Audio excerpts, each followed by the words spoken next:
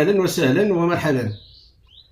واش عمرك سولتي في هذا الملف ديال الصحراء؟ يعني عمرك سولتي ملي تنهضروا على الصحراء، قضيه الصحراء كنلقاو يعني تقريبا جوج الاراء او جوج روايات. هناك الروايه ديال المغرب وهذه الروايات البوليسيه، لكن الا مشينا نقلبوا على روايات اخرى ما كايناش، بمعنى فين روايات اخرى. يعني السؤال المطروح فين مشات روايات اخرى؟ بطبيعه الحال هذه الروايات، هناك روايات امازيغ الصحراء في هذا التاريخ كامل. واش فعلا تاريخ الصحراء كان ديما بهذه البساطه اللي كيتقدم لنا اليوم؟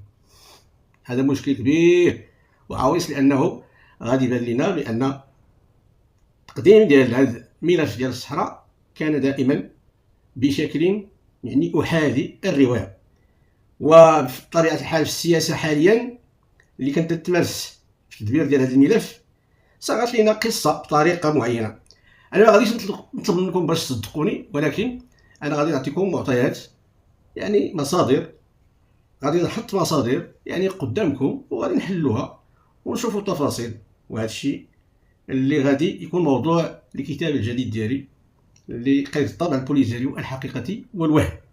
إذا رواية أخرى للصحراء من زاوية لم نسمعها بعد. تنمير.